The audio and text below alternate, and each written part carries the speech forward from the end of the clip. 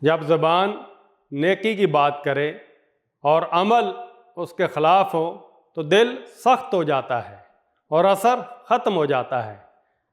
اللہ تعالیٰ کا ارشاد ہے، تم دوسروں کو تو نیکی کا راستہ اختیار کرنے کے لیے کہتے ہو مگر اپنے آپ کو بھول جاتے ہو، حالانکہ تم کتاب کی تلاوت کرتے ہو۔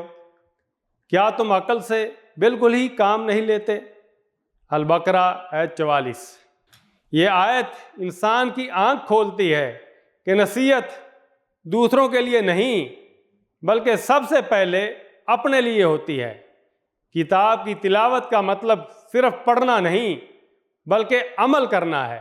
یہ آیت ہمیں جھنجھوڑتی ہے کہ صرف باتوں سے نیکی کی رہنمائی نہیں ہوتی بلکہ عمل سے نیکی دلوں میں اترتی ہے۔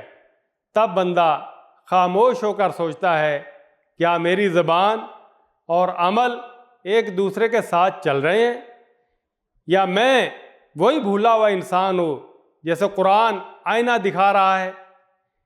پھر وہ سچے دل سے دعا کرتا ہے، اے اللہ ہمیں وہ توفیق دے کہ ہم جو کہیں خود بھی اس پر چلیں اور ہماری تلاوت عمل کا نمونہ بن جائے۔ آمین۔